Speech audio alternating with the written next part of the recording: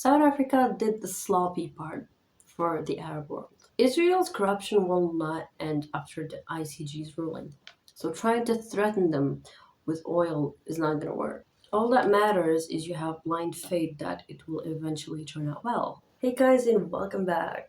Everything in this video is pure entertainment. Do not sue me. Also, because I want to go to jail, Morocco is excluded from this video. It's every other country except us, okay? Just so we're clear.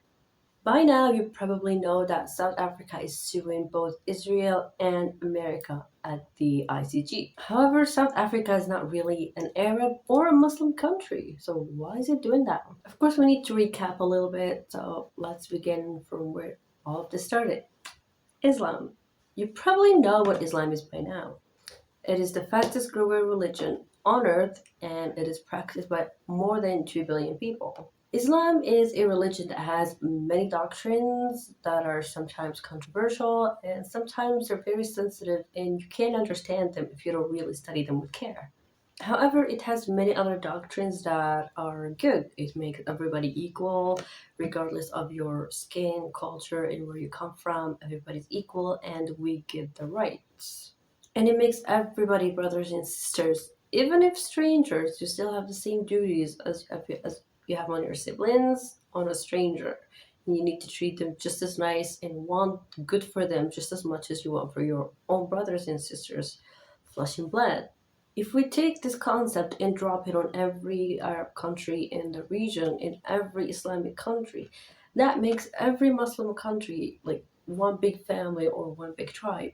So they must be there and defend them from their enemies. After all, my brother's enemy is my enemy.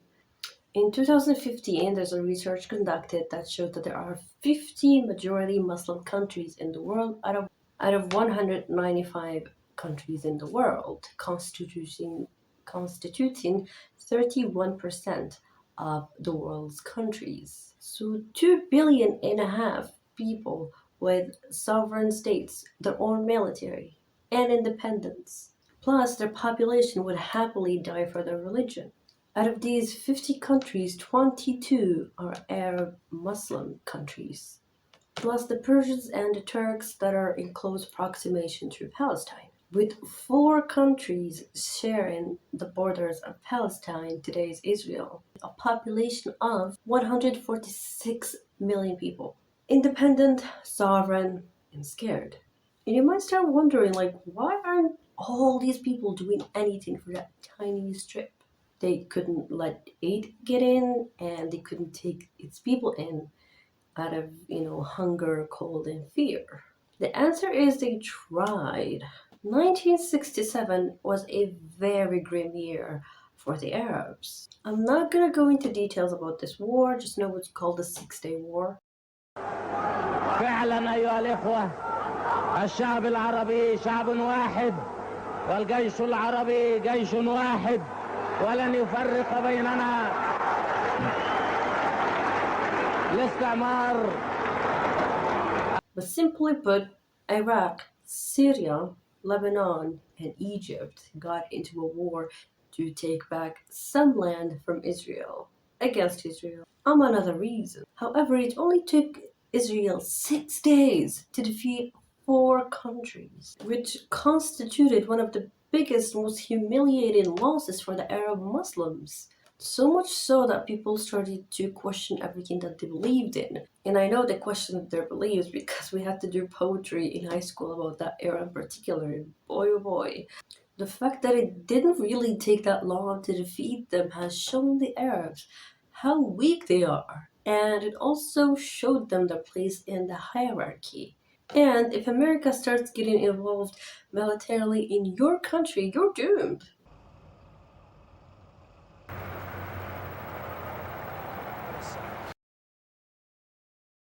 Your legacy, prestige, plus the fact that you're gonna die. And of course, if you care about your people as well, well, they're also gonna be doomed. The crusades, anti-Arab and anti-Muslim sentiment is a very strong sentiment in the West. And sometimes it's even part of the nationalism of the West. And some countries don't even try to hide it anymore. I mean, check out Poland, check out France. And more countries are going in that direction. And I say it's anti-Arab because we also have Arabs that are Christians and we also have Arabs that are Jews, and they've all been bombed. America has so many ways of toppling countries. And if other Western countries aren't stopping it, then they're in on it. A main way usually happens by funding a small conflict in the country that is opposing the, ruling figure, and funding it so much that it's actually stronger and can combat the army. And when the coup d'etat happens, when there's no longer a monarch or a president, they just leave a power vacuum in there. Sometimes they take over it by putting a puppet in there. Sometimes they just leave it.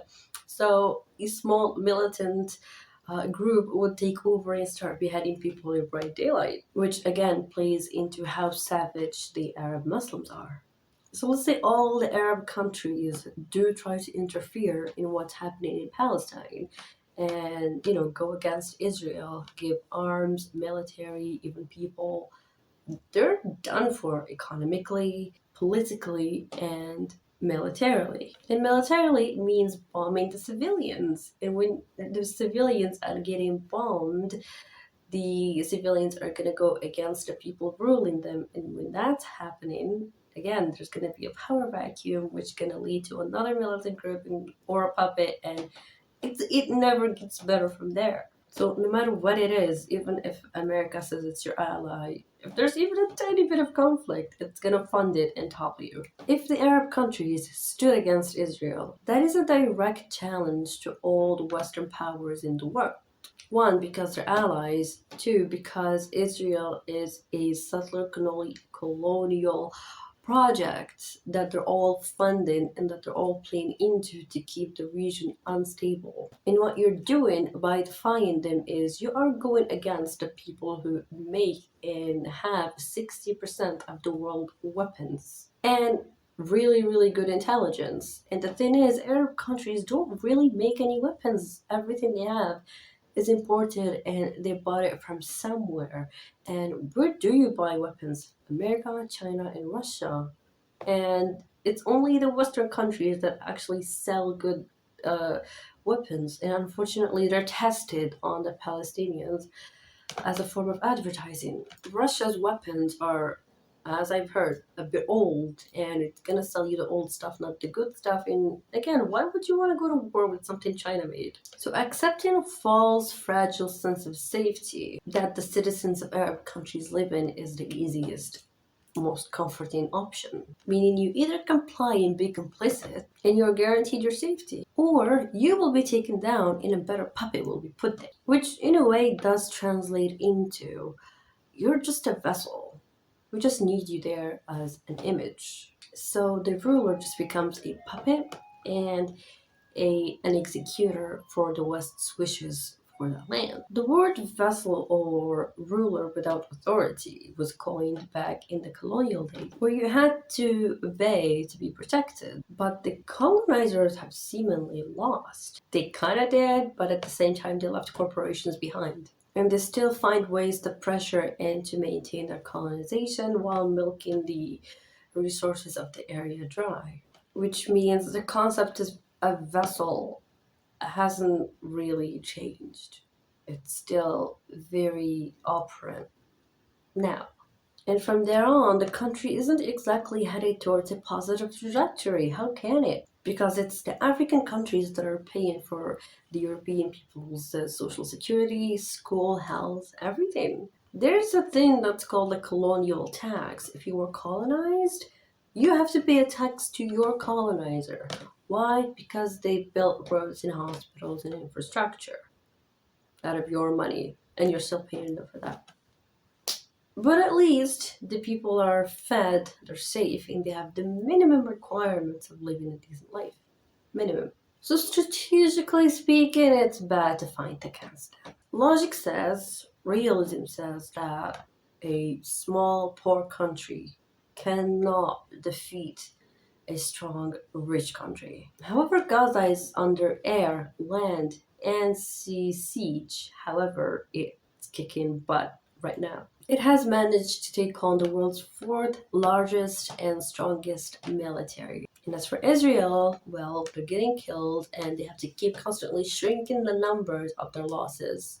And killing civilians does not count as military triumph, that is terrorism. And the people who keep God's promise are not failed by God. I'm not going to quote any verses, but I'm just gonna quote them by meaning. But basically, what our religion says is fight for God, so only His law is dominant, and in return, your enemies are going to fear you and you're going to have a great respect. With many examples in the Bible and the Quran of, small groups of people defeating big, huge armies by the help of God. And how Allah will supply you with angels who will fight with you and soldiers that you do not know and you cannot see. And He will put fear in their hearts towards you. They're going to fear you. However, the condition is to get up and fight. And yes, the fear of the Arab unification is very much alive. Remember Muammar Gaddafi? That's why they took him down, because he tried to unify the Arabs.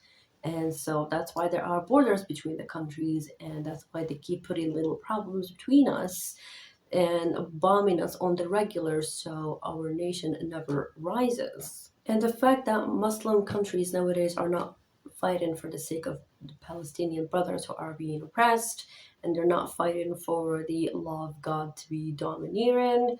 All of these reasons are what making the Arabs poor and weak, because they have not kept the promise to God, so God is not keeping the promise to them either. And in return, God put fear in the Arabs of their enemies and the love of life in their hearts. And that's kind of like a really bad sin, because why would you clutch onto life and hate death? Like, why do you hate meeting your creator so much? The subservience the Arabs show towards the West comes from the lack of power, which has many reasons behind it, mainly the constant bombing and the civil wars, blockade, economic sanctions, and the dominance over that country's resources. And their clutching to life and their refusal to be martyred in the sake of a good cause is also not making the situation any better. So their lack of resolve is why they're weak. Earlier I mentioned the Crusades. Now, how do you know it's the Crusades? Because when the 7th of October happened, the Western countries gave weapons, military personnel, and expertise to Israel, to its allies, so they can go into war. And we all know that they're trying to go into war because they want the Battle of Armageddon to happen, so both the Muslims and the Jews would annihilate each other, and Jesus would come back, say bravo to the Christians who killed his own people, and rapture them and take them to heaven. And you might be wondering, if this is the Crusades, then that means it's a religious war. If it's a religious war, isn't it time for the guys with the long beard to shine? And you are absolutely right. However, they have proved that they're also puppets for their rulers in the West. They care more about their paychecks than they care about the truth. And the people who do care about the truth and say what's right, they get put into jail, and sometimes for forever. The sermon that the Imam of the mosque reads to the people is printed from the ministry and is sent to the mosque so they can read it to us, which usually has way more nationalistic sentiment than it has religious, which is not a good thing. Is nationalism a bad thing? Now, I'm not a religious leader, but if I did have to say, I'll say it's a huge sin. A little too much, but hear me out. Before Sykes-Picot, basically the division of the Ottoman Empire between France and Britain, the region of the Middle East wasn't divided up at all. It was just one big cluster. If you wanted to go to Saudi Arabia, for example, you just took your camels and left. There's no passport, no visa, no nothing. You just walked there. But after the Ottoman Empire got weak, a French and a British guy decided, hey, we should divide this up in a way that makes it very easy for us to extract resources. Now, that was not popular back then, and it's still not popular today. However, it is still implemented. And when that division happened, it did not have any regards towards ethnicities, sects, religion, culture. They just drew lines on a map so they can have easier access to oil, to gold, everything that they cared about. And so if that's not problematic enough, now the Arab leaders are defending those borders. They're made to extort, steal, and keep the Arabs and the Muslims oppressed. So why would you protect it? Why would you die for it? And why would you wrap the flag of that country around your chest? And when it's time to actually do your religious duty, it's those borders again that are preventing you from doing it. What is God's punishment for the people that don't fight for the weak and that don't keep their promise to God? They get replaced by people that aren't like them. And we are seeing that play happen right now. Muslims are weak and powerless. Allah hates a weak servant. I don't mean like powerful by like mighty force, I mean character and resolve and faith.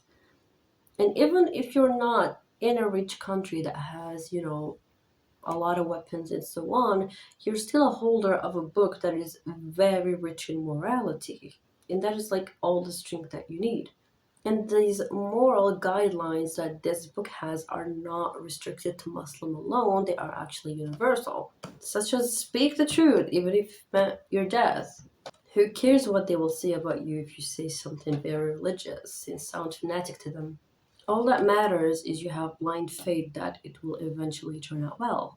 And who do we see doing that nowadays? Well, it has materialized as protests all over the world. South Africa's courage and bravery in the face of tyranny. Western citizens going out in their hundreds of thousands against their own regime. It's Western citizens losing jobs, education opportunities, and job opportunities just so they can speak the truth. It's giving up your comfort in luxuries for the sake of another group's misery. And it's hundreds, if not thousands, of people converting to Islam after seeing the Palestinian resolve in strength. And it's South Africa taking these countries head on, even though it has so much to lose from it. But it shows justice and righteousness. And all these mentions I have made don't exactly have to convert to Islam for them to be the ones that inherit the earth. The ones that inherited are the just ones. And let's not forget, all three major Abrahamic books came from one source. And so they all agree on this idea. I don't know if we should trust a Jewish, speaker or not, but a lot of them put a lot of emphasis on this particular statement, and I've seen them repeat it a lot. But basically, it goes as a lot of Arab leaders do not care about the Palestinians. They actually go and tell the Israelis to fight Hamas, get rid of them. You see, Hamas stands for the real religion, the real meaning of jihad and bravery and sticking to what's right, defending your holy shrines even at the expense of your own life, something that they, for some reason only they have managed to do and not every other Arab countries. Let's take Saudi Arabia, for example, who took the house of the Prophet's wives and daughters and turned them into bathrooms. And they're still trying to get rid of a lot of very special monuments of the Muslims. And you don't do that. And so when Hamas does win and take back their land, what's going to happen is that they will establish the Khilafah, which is basically the Sharia law. As a Muslim, that's a good thing. As a vassal of the West, that is your biggest nightmare because it will be God's law that is above all, not the UN. So many monarchies will be toppled, many presidents will be dethroned, and I don't know for sure, but nobody really can say what is going to happen from there on. But if you do have a successful Islamic system that is at play, you're going to want that for your country as well. If you're not, everybody's going to mass migrate to Palestine and you will have nobody to rule over. It makes sense that it's South Africa and not any other country, actually. In school, we have studied Hitler a lot. Okay. However, we never heard of Nelson Mandela. I had to hear about him from my South African friends. The story of defeating the evil white man and taking what's yours. Instead, we kept learning about the triumphs of the white man, not the black man. and how the black man is the lesser one because they're weak and they kept getting their resources taken from them. And as a student, your opinion is limited to what you know, and if you're fed a certain narrative, then well, that's what you're gonna follow. South Africa did the sloppy part for the Arab world. It wore the cape of heroism and bravery and gave a painful punch to the evil, hateful Israel and America. Israel's corruption will not end after the ICG's ruling. We all know that. They said it themselves. And we also have established that they're trying to kick out the Palestinians out of, the Strip of Gaza and also the West Bank. And they want to do that to Egypt or any other country that would take them at this point. They're ready to pay that country's debt. Like, that's how far they're ready to go to get rid of the Palestinians. But for some reason, the Arab leaders who are in cahoots with them do not want that and refuse to let it happen. But why? Now, Israel says it's because the other Arab people know that Palestinians are terrorists, and that's why they would not let them get into their countries because it's just going to be problems from there on. But that's what they said. The truth is, once Israel takes 100% of Palestine, they're going to move on to their next target, which is having a state that is from the river of the Nile to the river of Euphrates, which is in Iraq. Do you know how many countries do you have to go in that direction to get to that river? That's a lot of countries and a lot of Arab leaders that will have to be toppled. And the same thing will happen to them as the Palestinians. In order for their big prophecy to come true. And as an Arab leader, you do not want anybody to separate you from that chair. So in either cases, if Hamas loses, if Hamas wins, or if the Arab leaders do go against the West, they're going to lose that chair. Seat. It's a seat. I keep translating it from Arabic. Another group would say, well, why don't they stop supplying them with oil? Like, they have a huge oil reserves and they can stop that war immediately. That's not true. That is not true anymore. That stopped being the case a long time ago. Now America is self-sufficient for many years to come of oil, and it is a major exporter. That's how much they have of oil. They spent all last century stealing it. Of course, they have more than enough. So trying to threaten them with oil is not going to work. And besides, now there are a lot of other ways to generate energy that do not include oil. And most importantly, let's not forget the Biden peace treaties. Basically, Israel supplies them with weapons, and I don't know what they supply, probably peace. I don't look into those things, honestly, it's boring. But the Israelis have many peace treaties with the countries of the region, including Morocco, and they were going to do that with Saudi Arabia, as a matter of fact. And if you did not want to sign a peace treaty, America is going to find the conflict, and it's going to fund it, and it's going to topple you. South Africa's decision is a commendable one. It's good to finally see justice happen. Like, people thought they were going crazy at what they were seeing. And finally, the illusion has been broken of Israel having unconditional support from every country in the world. It sucks it wasn't an Arab country, but again, like I mentioned, and we always knew our peace is not real. Our peace is temporary, optional, conditional, and we are as much as secure as much as we obey. وين الشعب العربي؟ وين الأمة العربية؟ وين الملايين اللي بيقولوا على ملايين للشعب الفلسطيني؟ أمة الإسلام وين 2 مليون مسلم؟ على العرب! على العرب! People in Gaza need to die.